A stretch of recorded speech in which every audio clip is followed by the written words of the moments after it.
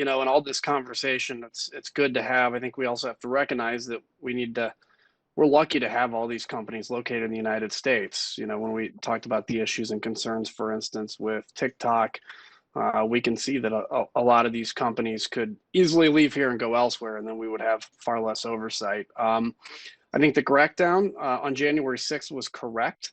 I think we need to be careful to not use that as a way to deflect from, what led to January 6th, pushing of this narrative of stop the steal. I think there are folks that are concerned, though, that we also need to make sure that those same levels of protection exist when you talk about like Iran, for instance, and what the leaders there tweet. But let me go into specific questions. So over the years, we've obviously seen the rise of disinformation. It's not new. I remember getting disinformation in the 90s, but we've seen it spread on these platforms. So we live in a digital world where many people get their news and entertainment from the internet, from articles and posts that are often based off algorithms that can cater to what people see and read.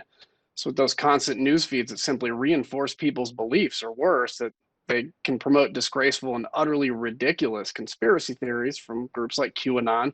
Extremism and violence have grown exponentially as a result, and we know it's true specifically after January 6th. So, Mr. Zuckerberg, let me ask you, according to Haney Fareed at Berkeley, numerous external studies and some of your own internal studies have revealed that your algorithms are actively promoting divisive, hateful, and conspiratorial content because it engages users to spend more time. Do you think those studies are wrong? And if not, what are you guys doing to reverse course on that? Sure. Thank you, Congressman. This is an important set of topics. In terms of groups, we stopped recommending all civic and political groups, even though I think a lot of the civic and political groups are healthy, because we were seeing that was one vector that there might be polarization or extremism, and groups might start off with one set of views, but migrate to another place. So we removed that completely, and we did it first as an exceptional measure during the election. And since the election, we've announced that we're going to extend that policy indefinitely. For the rest of the content in newsfeed and on Instagram, the main thing that I'd say is I do think that there's quite a bit of misperception about how our algorithms work and what we optimize for. I've heard a lot of people say that we're optimizing for keeping people on the service. The way that we view this is that we are trying to help people have meaningful social interactions. People come to social networks to be able to connect with people. If we deliver that value, then it will be natural that people use our services more. But that's very different from setting up algorithms in order to just kind of try to tweak and optimize and get people to spend every last minute on our service, which is not how we design the company or the services.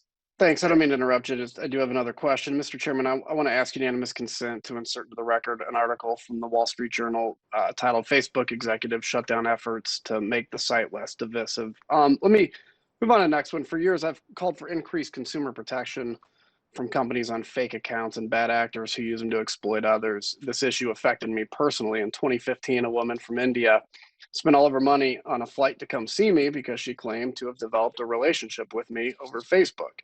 In 2019, I sent you, Mr. Zuckerberg, a letter highlighting the issue, and your team provided a relatively inadequate response. Since then, I've introduced this two pieces of legislation: Social Media Accountability and Account Verification Act, and the Social Media Fraud Mitigation Act, both of which aim to curb this activity. So, Mr. Zuckerberg, the last time you came before us, you stated that Facebook has a responsibility to protect its users. Do you feel that your company is living up to that? And further, what have you done to remove those fake accounts?